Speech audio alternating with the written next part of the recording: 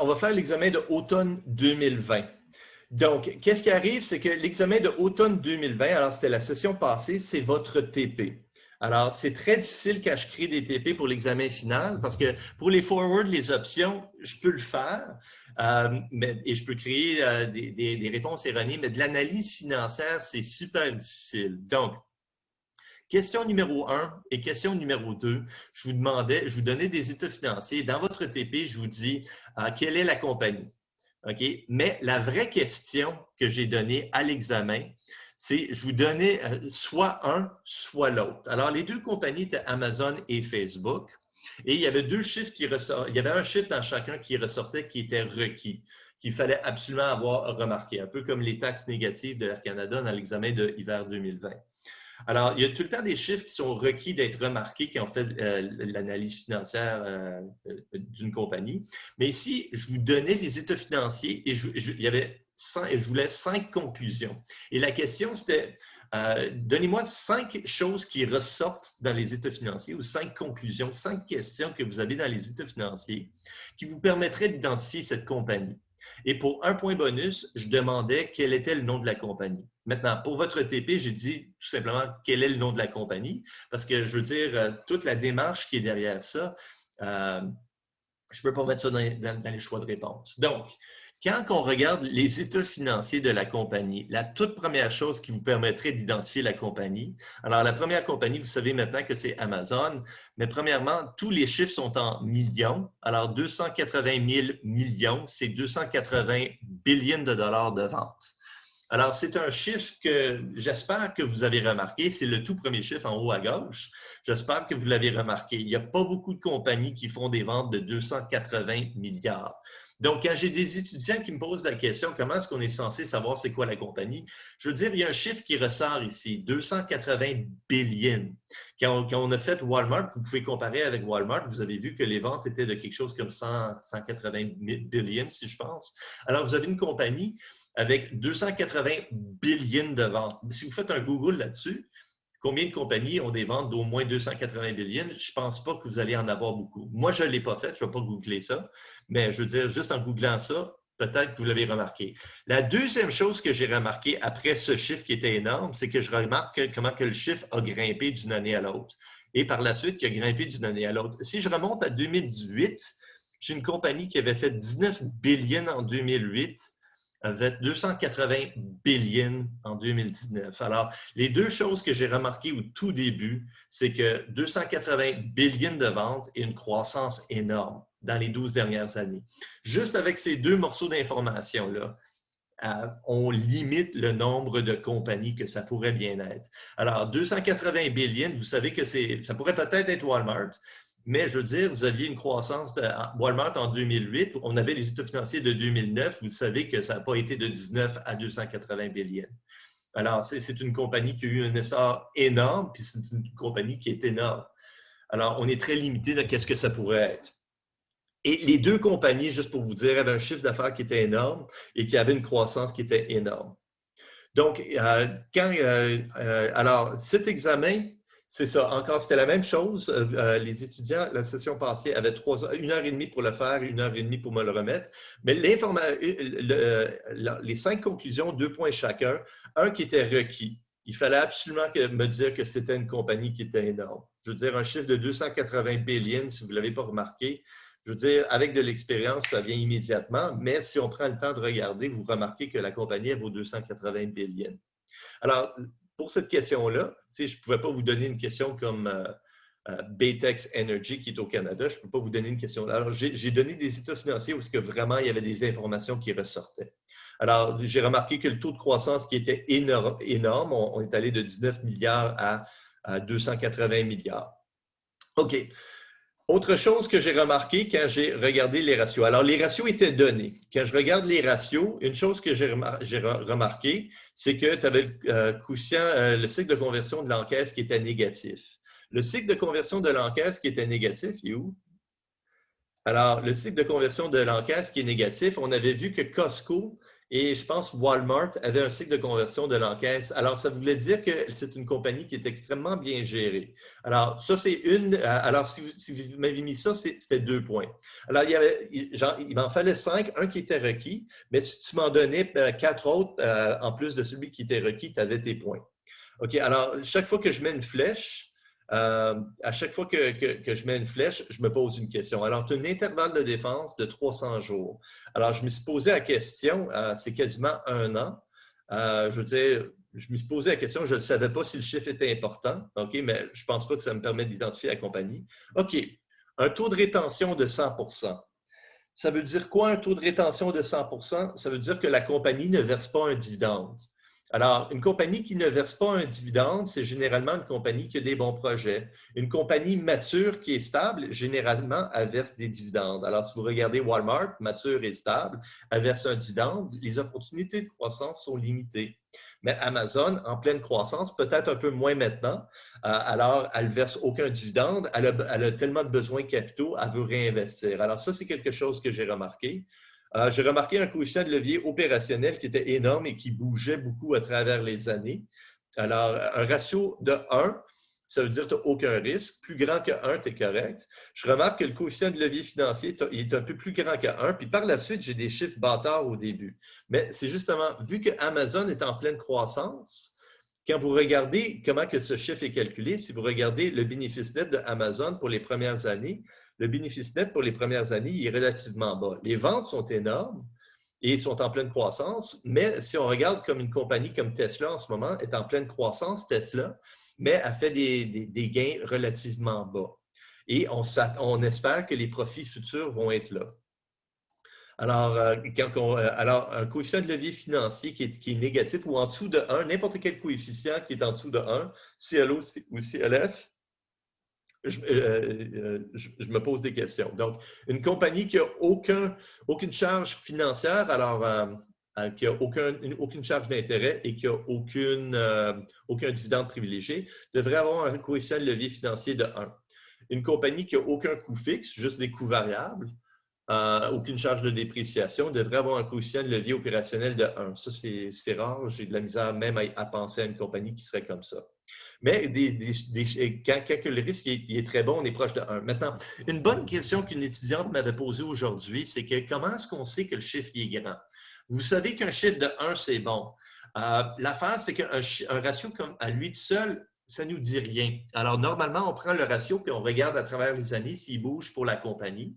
Ou bedon, on peut faire les calculs des ratios pour Walmart, Costco et Target, comme je vous ai demandé de faire, et vous pouvez comparer les 3 compagnies entre elles. Alors, les ratios sont très stables pour Walmart, Costco et Target, mais on va comparer les compagnies entre elles, puis c'est là on peut se poser des questions davantage. Pourquoi est-ce que Walmart fait ça? Pourquoi est-ce que Costco fait ça? Pourquoi est-ce que Target fait ça?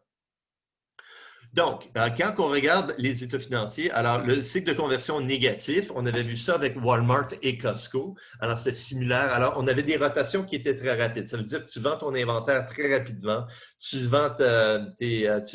reçois tes comptes clients rapidement et tu prends ton temps pour payer tes factures. Alors, dans le cas de Walmart et Costco surtout, incluant Target aussi, on avait un ratio qui était très bas. Dans le cas de Costco et Target, Costco et Walmart, on avait vu que le chiffre était négatif.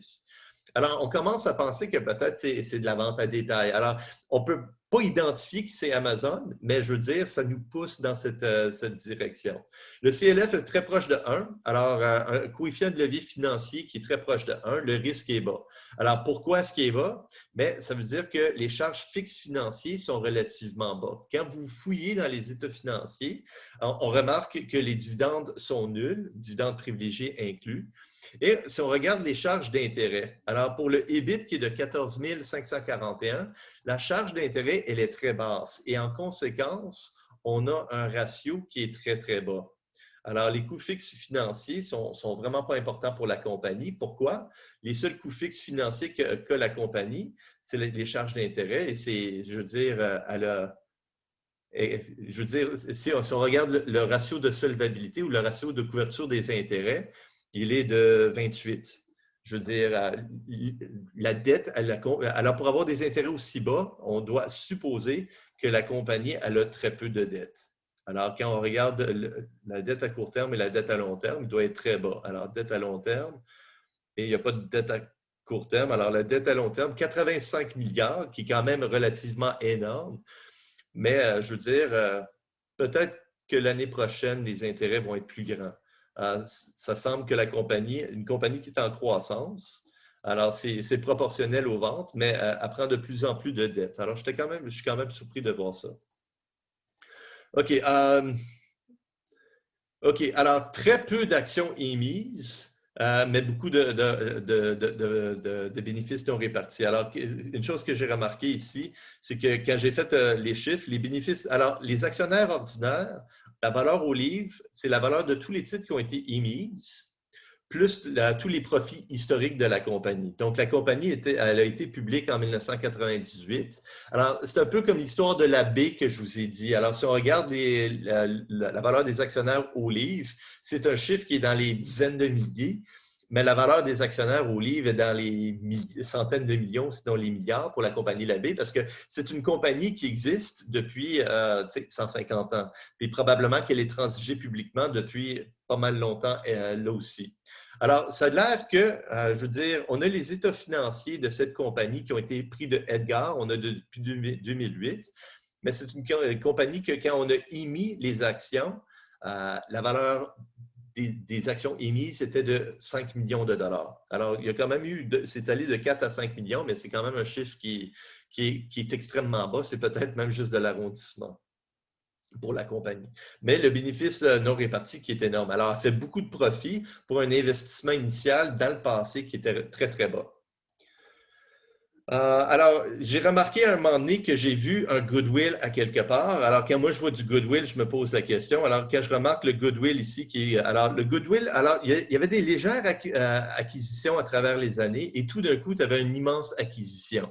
Maintenant, comme prof, je peux vous dire qu'est-ce qui est arrivé, c'est qu'en 2015, Amazon a acheté Whole Foods, qui est une chaîne d'alimentation aux États-Unis. Alors, si vous avez jamais été dans un Whole Foods, c'est comme de la bouffe biologique, vous allez trouver ça là. Les marges sont assez élevées. Et on disait à l'époque, alors ça ne serait pas à l'examen, on disait à l'époque qu'on a acquis Whole Foods parce que Amazon voulait faire compétition avec Costco, Walmart et Target. Et à la même époque, Costco, Walmart et Target commençaient à construire leur présence en ligne. Et Costco, Walmart et Target, surtout Target, dans la dernière année, elle a vraiment, sa présence en ligne a vraiment été ressentie. Alors, elle commence à gruger dans les profits de Target. Donc, Amazon. Alors, Amazon agit plus comme un grossiste. Alors, elle a des centres de distribution, tandis que tous les Walmart, Costco et Target, eux, ont tous leurs magasins, ils ont leur réseau de distribution. Alors, si tu achètes quelque chose en ligne, tu peux tout simplement aller chez Walmart le ramasser. Walmart possède FedEx. Alors, elle peut te le livrer à la maison à travers FedEx. Alors, c'est une manière que Walmart veut faire pour compétitionner contre Amazon. Donc, qu'est-ce qui est arrivé? C'est que j'ai remarqué une immense acquisition en 2015, en 2017, je veux dire, alors avec un goodwill qui a augmenté de 10 millions. Ça, c'était l'acquisition de goodwill, l'acquisition de Whole Foods. Pas besoin de savoir que c'était Whole Foods, mais ça donnait 2 points si tu le remarquais. Alors, il n'y a pas de dividende. Ça veut dire que quand tu n'as pas de dividende, c'est une compagnie qui est en croissance. Alors, ton ratio de rétention est à 100%. Le taux de distribution de dividendes est nul. Et par accident, j'ai supprimé une ligne. Alors, bravo, c'est Olivier, je pense, qui l'a mentionné. Oui, c'est ça, Olivier, bravo, j'ai supprimé une ligne accidentellement. Ça fonctionne quand même, mais c'est ça, j'ai fait tout l'examen et j'ai comme supprimé la ligne et comme un imbécile, j'ai perdu ces informations-là. Alors, oui, bel et bien, il y avait une information qui manquait. Si tu l'avais remarqué à l'examen, je donnais 2 points, mais tous les autres chiffres étaient corrects. Il y avait quand même des points partiels que j'aurais donnés. Alors, toutes ces réponses ici, si tu avais 4 de ces réponses-là, tu avais 8 points. Lui, il était nécessaire. Alors, il était nécessaire de le reconnaître pour avoir 10 points. Avec toutes ces informations-là, alors si je te dis qu'une compagnie qui a des ventes de 280 milliards, avec un taux de croissance énorme dans les 15 dernières années, ne paye aucun dividende, je veux dire, je pense que j'ai un étudiant sur 3 qui a remarqué que c'était Amazon. Alors, c'était pour un point bonus si tu me disais que c'était Amazon. OK. Alors, j'ai pas beaucoup d'étudiants qui ont remarqué ceci, mais il y avait des bails qui ont été capitalisés. Il y a une ligne dans Amazon, bail capitalisé. Je l'ai mis là. Je ne savais pas comment le mettre. Alors, un bail capitalisé, c'est comme de l'immobilier, mais tu es locataire de ton territoire, tu es locataire de ton endroit, mais tu le capitalises. Alors, c'est la valeur actuelle de tous tes paiements futurs. Alors, votre bail pour votre appartement, c'est 1 an, mais normalement, un bail commercial, c'est 5 ans. Alors, quand vous avez un bail de 5 ans, vous avez des paiements pour les 5 prochaines années, c'est un contrat. Si tu fais la valeur actuelle de tous ces paiements, tu dis que ça, c'est de l'immobilier et de la dette en même temps. Alors, c'est un actif et un passif. Alors, c'est une façon qu'on faisait pour comparer des compagnies comme Sears et Kmart qui louaient ces territoires versus Walmart, Costco et Target qui achetaient ces territoires.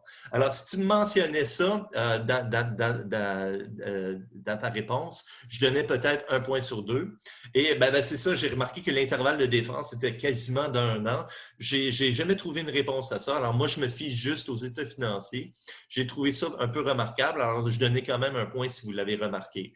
Mais je veux dire, j'avais un examen où est-ce que la première réponse, c'était le ratio de liquidité, puis je ne comprenais pas pourquoi l'étudiant avait fait ça. Alors, c'est ça. Alors, c'était une compagnie qui était... c'était une compagnie qui était, je veux dire, quand je vais vous donner des états financiers, je ne vais pas vous donner des états financiers d'une compagnie spécifique. Comme votre examen de lundi, une compagnie que je ne peux pas vous donner, c'est McDonald's. Pourquoi? McDonald's a tellement de choses à l'interne qui arrivent à cette compagnie-là. Il y a des franchisés, elle possède des terrains. Une autre compagnie que je ne peux pas vous donner, c'est Disney. Pourquoi? Disney a ses parcs. Elle a un gros circuit d'hôtels et en plus, elle a Disney Plus, sa présence en ligne. Alors, c'est une multinationale, je ne peux pas vous donner ça. Alors, quand je vais vous poser une question sur une compagnie, c'est généralement quelque chose qui ressort. Il y a quelque chose qui ressort dans les états financiers. OK. Pour votre examen, qu'est-ce qui va arriver? C'est que je vais vous donner 5 compagnies qui vont faire partie de 10 secteurs. Je vais vous dire, voici 5 compagnies. Alors, moi, j'ai 10 compagnies dans 10 secteurs. Je vous en donne 5 et je vous dis, parmi ces 10 secteurs, lesquelles sont ces compagnies. Puis pour chacune des compagnies, je vais vous demander 2 raisons.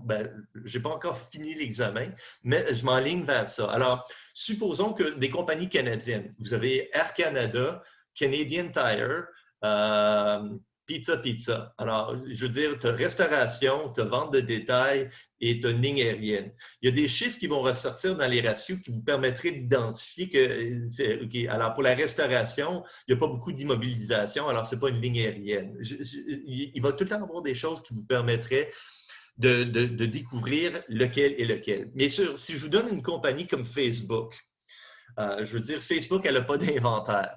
Puis vous me dites que c'est Walmart, je veux dire, il y a une logique qui ne fonctionne pas. Alors, c'est la même chose pour la question 2 de votre TP. La réponse était Facebook. Alors, qu'est-ce qui était nécessaire de remarquer de cette compagnie-là? C'est qu'il n'y avait pas d'inventaire. Lui, il était requis. Alors, c'est évident que ça limite le nombre de compagnies que ça pourrait être. Combien de compagnies que vous connaissez qui n'ont pas d'inventaire? Je veux dire, ça pourrait être Uber, ça pourrait être Netflix. Même des lignes aériennes ont de l'inventaire.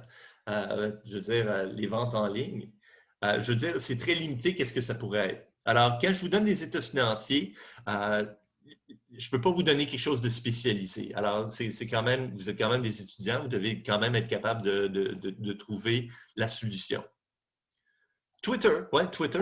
Je ne savais pas, je ne sais pas si Twitter c'est public ou. Oui, c'est ça, tous les jeux en ligne comme Zynga, ça pourrait être une compagnie comme ça. Mais encore une fois, dans le cas pour la question, pour les deuxièmes états financiers, la première chose que moi j'ai remarqué quand j'ai fait la deuxième compagnie, la réponse c'était Facebook. La première chose que j'ai remarqué, c'est que c'est 73 milliards.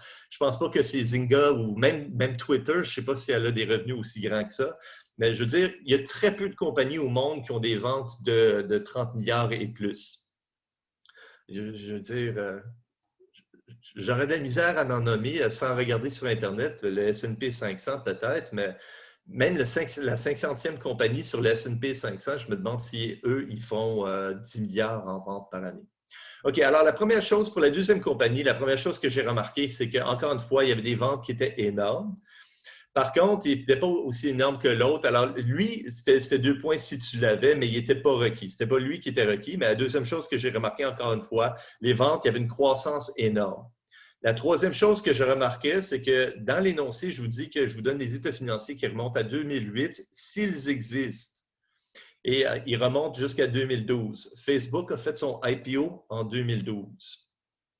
Juste pour vous dire, en 2012, quand ils ont fait leur IPO, tout le monde disait « touchez pas Facebook, ça vaut pas la peine, ça va faire faillite, ça ».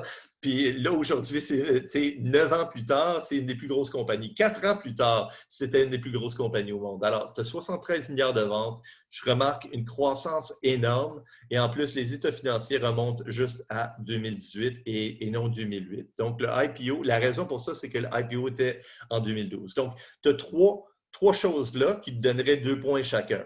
Une chose qui était requis, c'est que quand tu regardes les ratios étaient donnés, tu avais un ratio qui te donnait un message d'erreur. Le délai de l'inventaire et la rotation de l'inventaire. Alors, direct là, tu remarques que la compagnie, regardons l'inventaire, c'est quoi le problème avec l'inventaire? L'inventaire est nul. Lui était requis. Il fallait absolument que tu me le donnes. Alors là, tu en as 4. Mais l'inventaire, il était requis. C'est n'importe quoi qui disait que le délai il n'y avait pas d'inventaire. Il fallait l'avoir remarqué. Donc, on le sait que ce n'est pas une compagnie qui vend un bien. C'est une compagnie qui vend probablement, je dis probablement un service, mais elle ne vend pas un bien. OK. Alors, quoi d'autre que j'ai remarqué? Quoi d'autre que... Oups. Regardons dans les... OK. Alors, la croissance qui était énorme, c'est une immense compagnie. Alors, des revenus qui étaient... La rotation de l'inventaire qui avait un message d'erreur parce que la compagnie n'avait pas d'inventaire. C'est une compagnie qui est récente. Alors, les états financiers remontent à 2012. Le coefficient de levier financier qui est égal à 1. OK. Alors, encore une fois, pour les coefficients de levier, j'ai un coefficient de levier financier qui est égal à 1. Ça, c'est une bonne chose si jamais vous avez une compagnie high-tech. Alors, une compagnie high-tech, elle a très peu de dettes. Si vous regardez même une compagnie comme BlackBerry, on pense que BlackBerry peut ne pas exister dans quelques années. Une compagnie high-tech, au tout début, il n'y avait personne qui prêtait de l'argent. Alors, comme des compagnies comme Zynga, Twitter, Uber, toutes ces compagnies-là, personne ne leur prêtait de l'argent au tout début. Même Amazon, au tout début, il n'y avait personne qui leur prêtait de l'argent. Donc, ils ont fait ça avec leur argent où ils trouvaient ce qu'on appelle des venture capitalists, des VC, des investisseurs de premiers ordres pour investir dans ces projets-là. Toute la compagnie est financée par des fonds propres. Par la suite, Facebook, elle a fait des profits énormes. Pour faire sa croissance, elle n'a pas besoin de dette. Alors, elle a tellement de cash en ce moment pour financer ses projets. Donc, quand tu as un coefficient de levier, n'importe quel coefficient qui est égal à 1, bien, la seule façon que tu peux avoir un coefficient de levier financier qui est égal à 1, tu n'as aucune charge fixe financière. Donc, quand tu regardes le income statement, tu remarques que la compagnie, la charge d'intérêt, elle est nulle. Et la seule façon que tu peux avoir une charge d'intérêt qui est nulle, c'est que si tu n'as pas de dette. La compagnie n'a aucune dette à court terme et n'a aucune dette à long terme. Donc, la compagnie n'a pas de dette et c'est pour ça que le ratio de couverture des intérêts te donnait un message d'erreur. Alors, le ratio de couverture des intérêts te donne un message d'erreur. Le coefficient de levier financier est égal à 1, sont équivalents. Pourquoi? La compagnie n'a pas de dette. Alors, il y a plusieurs ratios qui vont pousser vers la même réponse. Alors, ça te donnait un ratio qui est égal à 1. Maintenant, est-ce que l'action paye un dividende ou un dividende privilégié? Mais si on regarde dans les états financiers, il n'y a aucun actionnaire privilégié, encore une fois. Donc, pour le coup, le CLF qui est égal à 0, il n'y a aucune action privilégiée, donc il n'y a aucun dividende privilégié qui devrait être payé. Encore une fois, si on regarde, est-ce qu'on peut voir si elle paye un dividende? Est-ce qu'elle verse des dividendes? Est-ce qu'il y a une ligne dividende quelque part? C'est ça. La ligne dividende, elle ne verse aucun dividende, incluant les dividendes privilégiés. Donc, c'est pour ça que le coefficient de levier financier est égal à 1. Alors, si tu l'aurais remarqué, 2 points. OK, encore une fois, quand moi je remarque un goodwill, je me pose des questions. Alors, qu'est-ce qui est arrivé? C'est que, même, juste pour vous dire, Quand j'ai fait l'examen, j'ai remarqué un goodwill, mais il y en avait un deuxième que même moi, je n'ai pas remarqué. Alors, je l'ai mis dans le solutionnaire par la suite. J'ai remarqué un immense goodwill ici en 2014, mais il y avait un goodwill de quasiment 1 milliard en 2013. Je ne l'avais pas particulièrement remarqué. Je ne trouvais pas que c'était un chiffre qui était grand. J'ai été fixé par ce chiffre qui était ici. Ça, c'était l'acquisition de c'est WhatsApp ou Snapchat? WhatsApp. C'était l'acquisition de WhatsApp. Ils ont payé 20 milliards pour. Mais celle-ci, l'année précédente, c'était l'acquisition d'Instagram.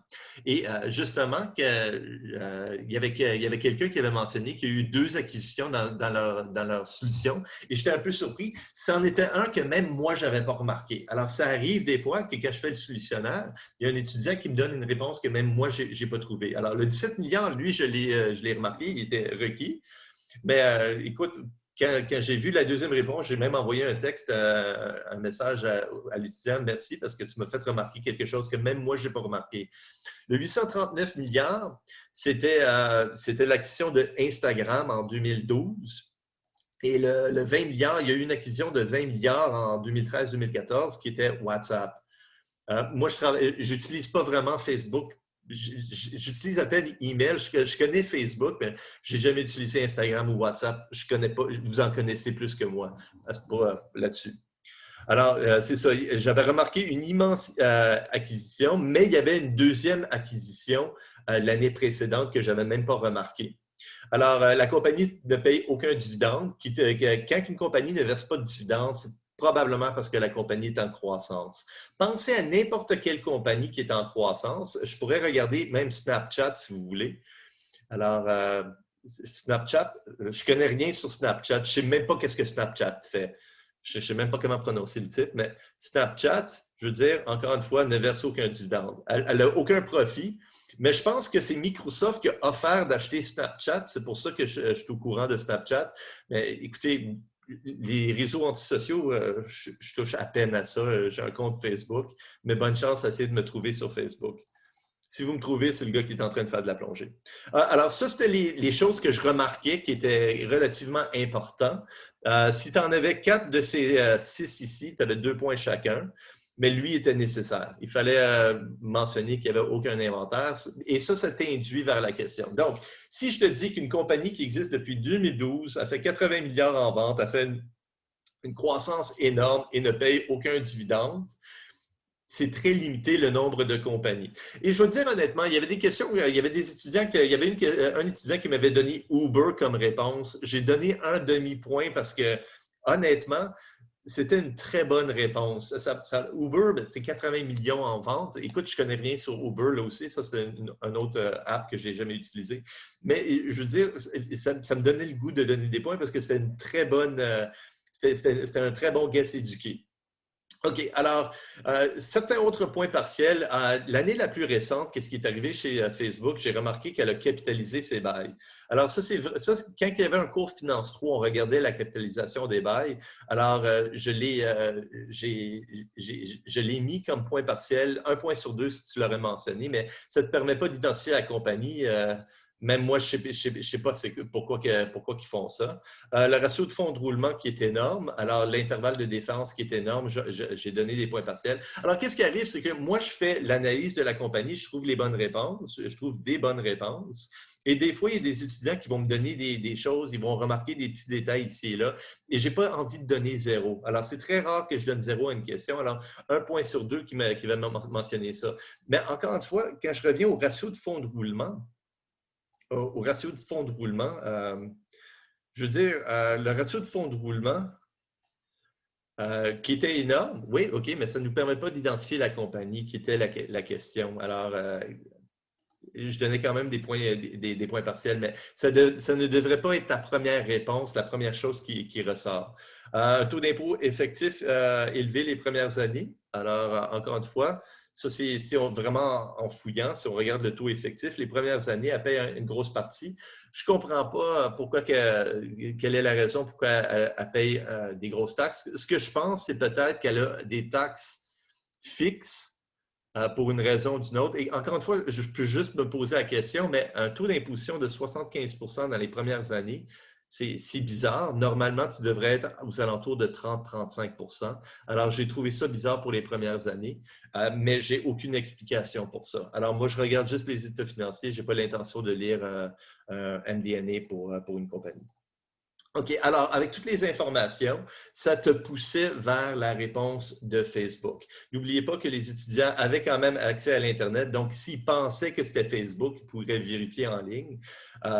Alors, ouais, c'est ça. OK, alors question numéro 2, Scotiabank. Alors, n'oubliez pas, je parle souvent de Scotiabank cette session. La session passée, j'avais des calls sur Scotiabank à 60, 62 et 64 $. Donc, qu'est-ce que j'avais fait? À un moment donné, le prix de l'action de Scotiabank était à 67,50 et j'avais des calls, 1000 calls à 62. Et je m'inquiétais de qu'est-ce qui est arrivé avec mes calls de Scotiabank cette session. Alors, cette session, j'avais des calls sur Scotiabank à 76. Je voulais les vendre quand le prix de l'action est allé à 79. Je les ai retenus, puis le prix elle a baissé à 67,50. Donc, j'ai laissé 1500 $ sur la table.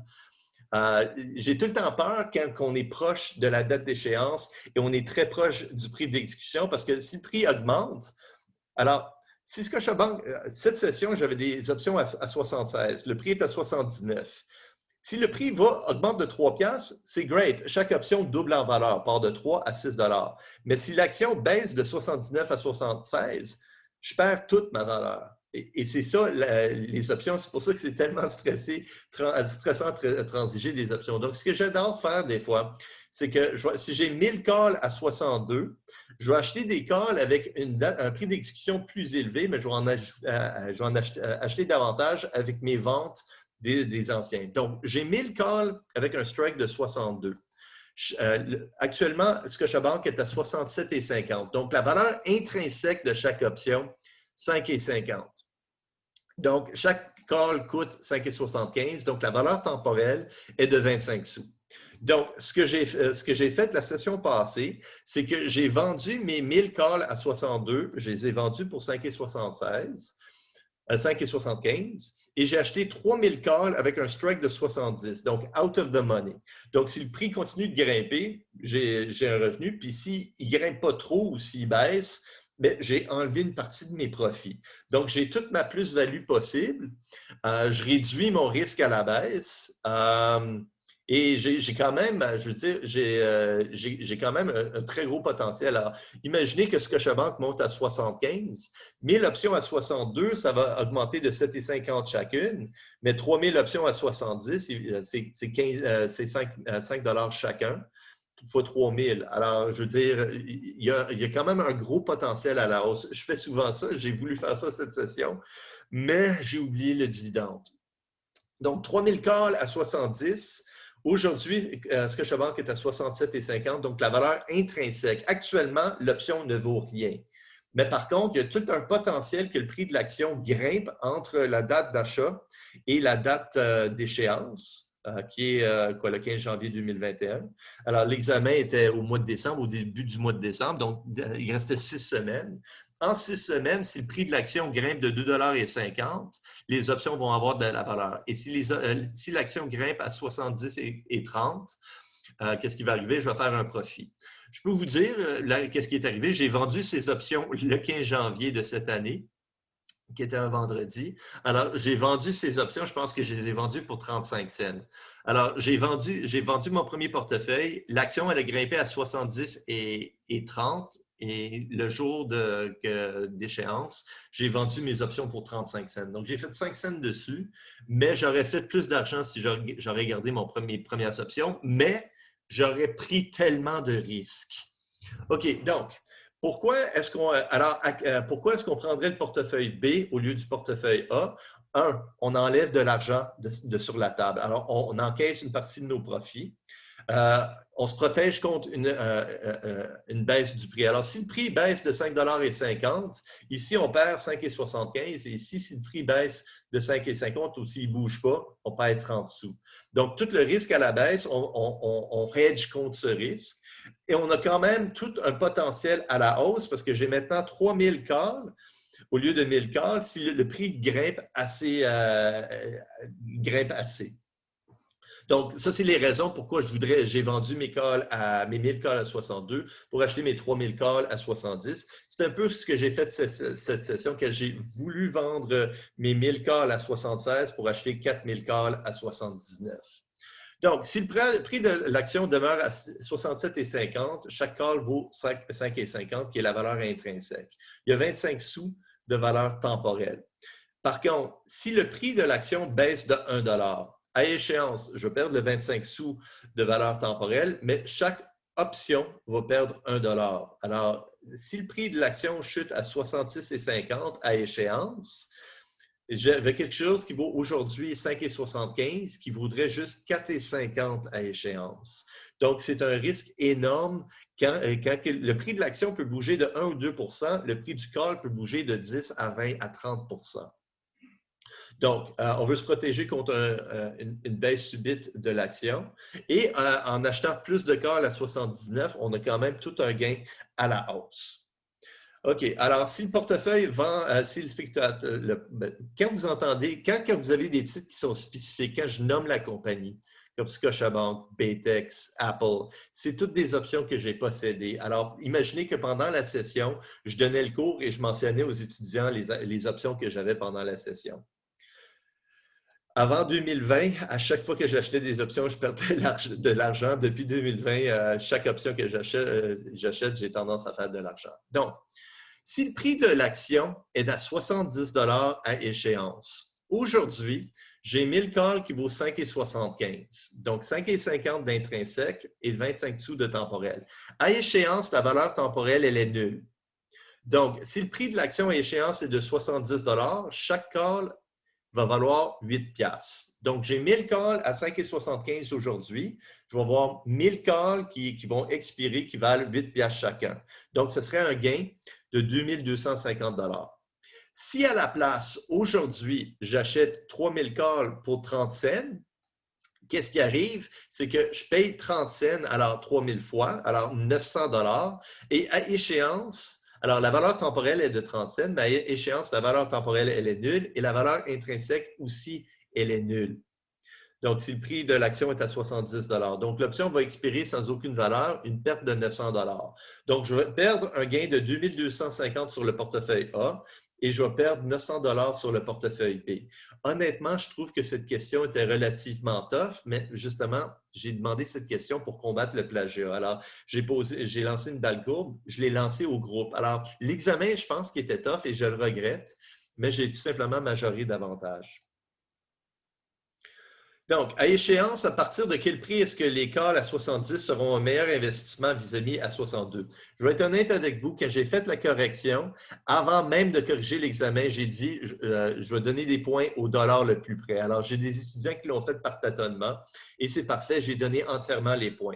Donc, à 70, la valeur de A, à 70, on a fait le calcul. À 71, la valeur de A va augmenter de 3200 et la valeur de B va augmenter de 2100 le gain de B.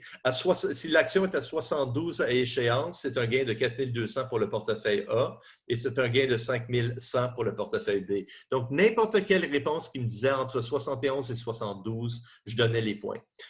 Pour ceux, et j'étais surpris parce que même moi, avant d'avoir fait la correction, je m'assumais qu'il n'était pas pour avoir beaucoup d'étudiants qui avaient la note exacte, mais la réponse exacte.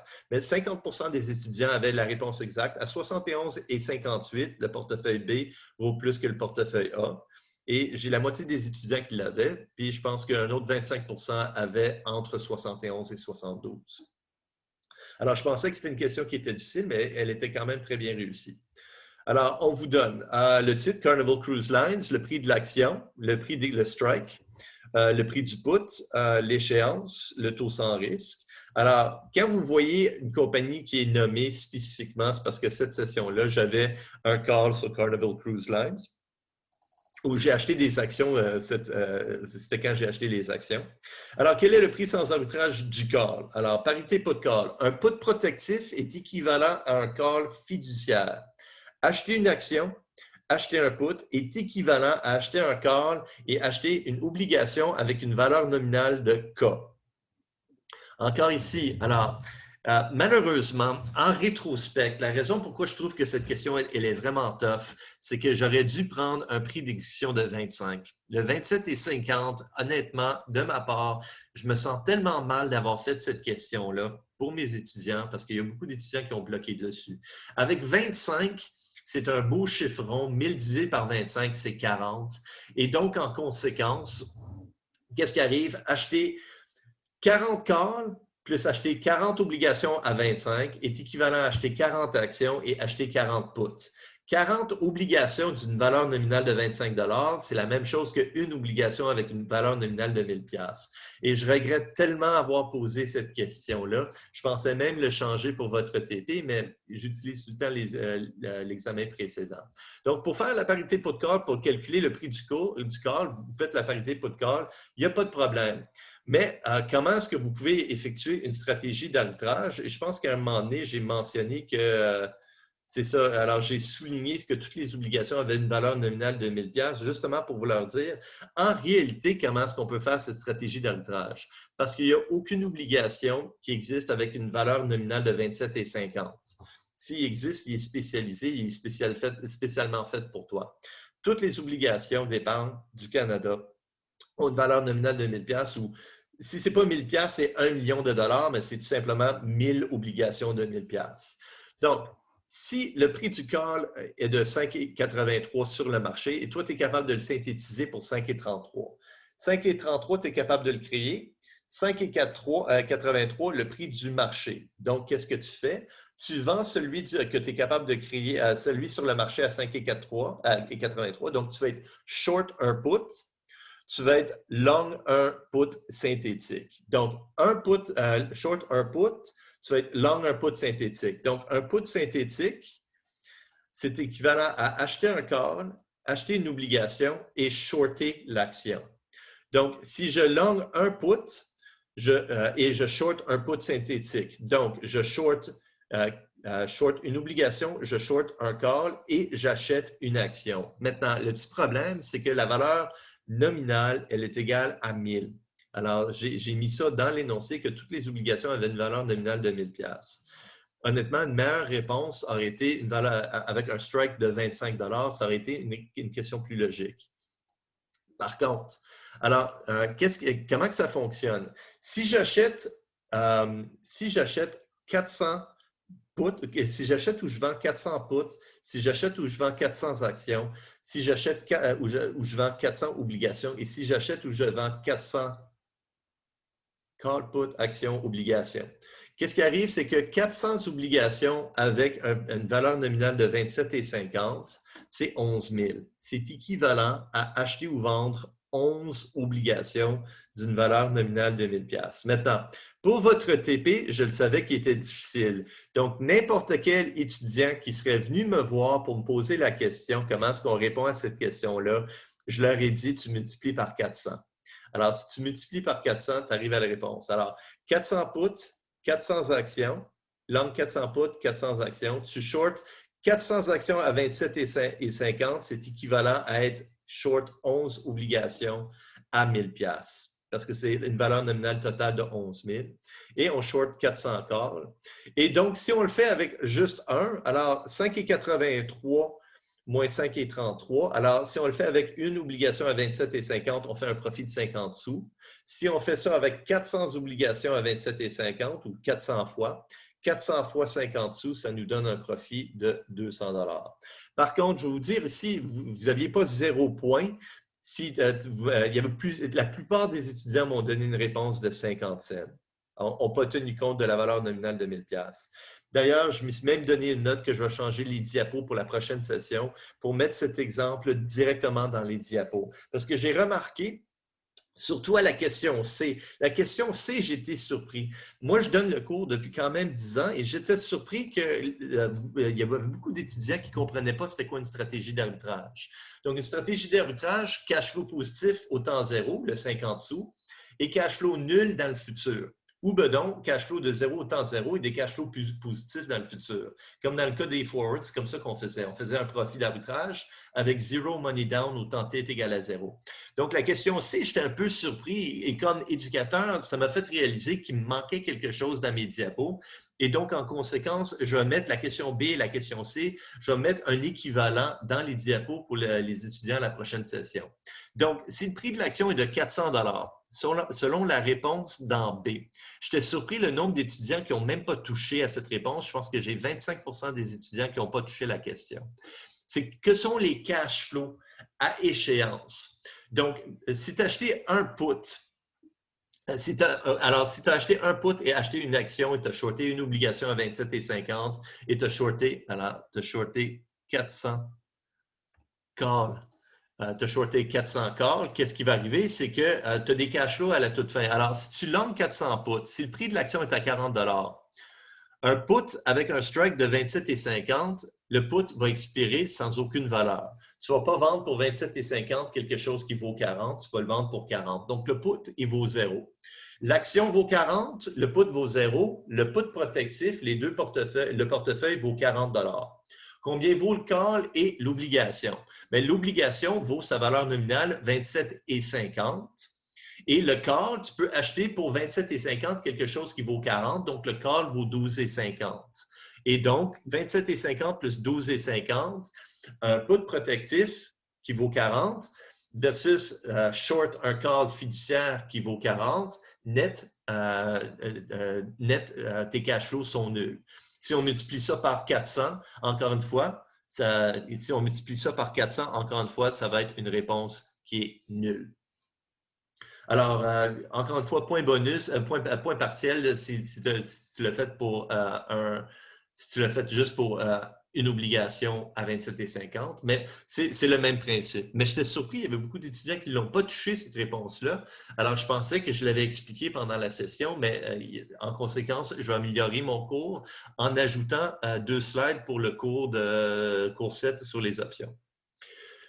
OK, problème numéro 4. On peut emprunter ou prêter au taux sans risque. Alors, assumez que ça va tout le temps être vrai, on peut acheter des obligations d'épargne du Canada et on peut shorter des ventes à découvert d'obligations d'épargne du Canada. Alors, si vous avez une banque en ligne, vous êtes capable de le faire.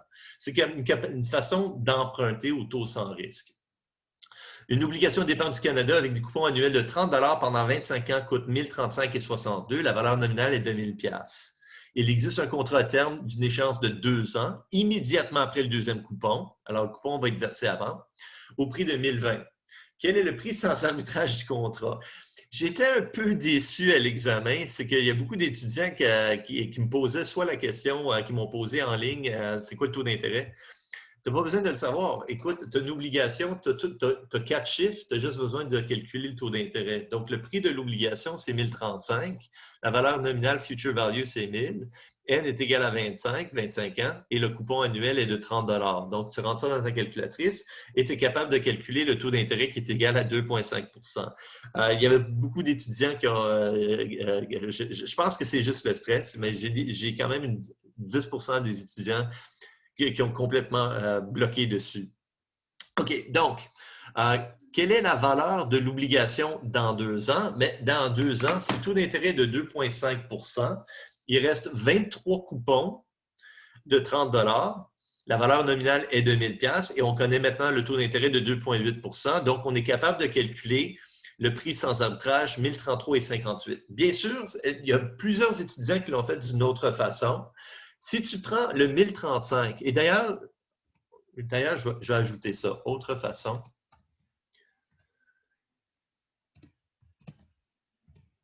Je vais l'ajouter.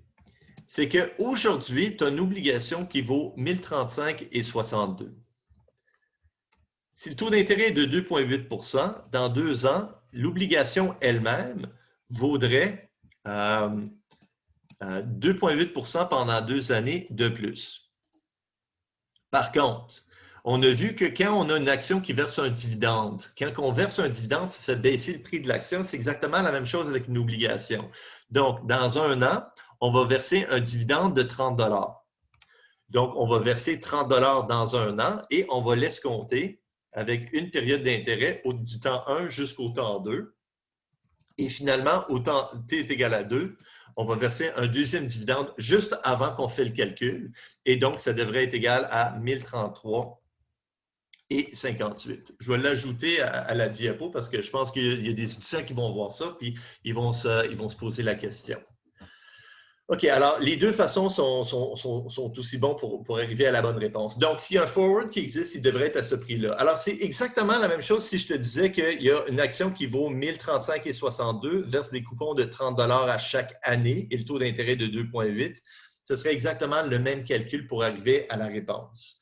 Donc, s'il y a un forward qui existe au prix de 1020, on a calculé le prix sans arbitrage 1033. Quelque chose qui devrait valoir 1033 dans 2 ans, on peut l'acheter aujourd'hui ou s'engager à l'acheter aujourd'hui pour 1020 ou l'acheter ou le vendre pour 1020. Donc, on va s'engager pour l'acheter dans 2 ans pour 1020. Mais c'est une stratégie d'arbitrage, donc je vais faire ça avec aucun risque et aucun argent au temps t est égal à 0. Donc, si je l'achète dans 2 ans, aujourd'hui, au temps t est égal à 0, je vais shorter l'obligation. Donc, je short l'obligation à 1035,62 et c'est comme si on shortait une action, on est responsable des dividendes. Donc, on va payer 2 dividendes de 2 coupons de 30 $ à chaque année. Le 1035,62, on va le placer au taux sans risque de 2,8 %. Donc, à échéance, qu'est-ce que je vaux?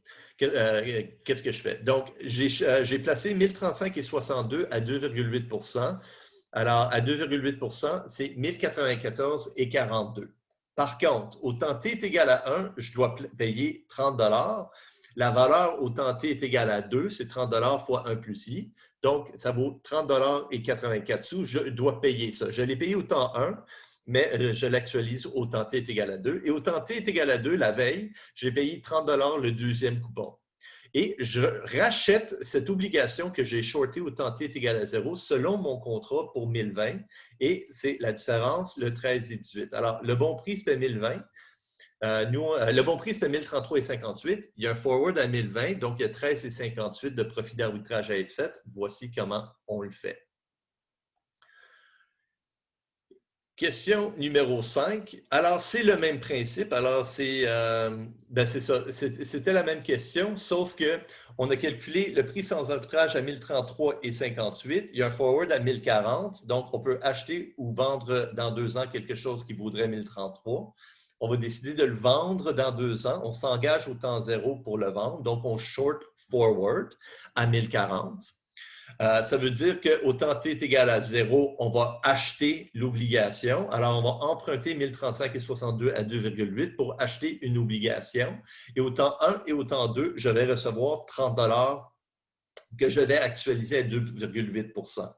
Donc, quand j'achète une obligation, je reçois des coupons. Si je short une obligation, je suis responsable de ces coupons. Donc, au temps t est égal à 1, je reçois 30 $. Au temps t actualisé au temps t est égal à 2, ça vaut 30,84.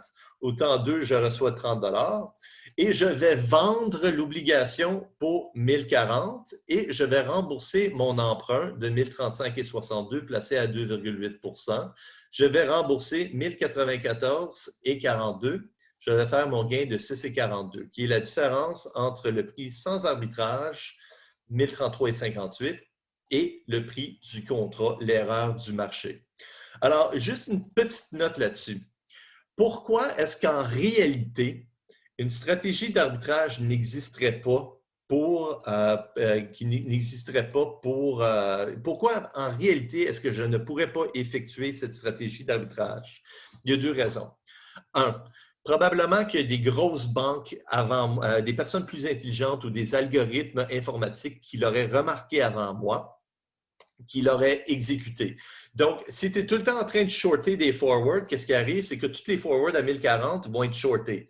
Il y a personne qui offre d'acheter à 1040. Donc, les prix vont baisser et éventuellement, tous les prix vont s'ajuster pour en sorte que le profit d'arbitrage est très proche de 0.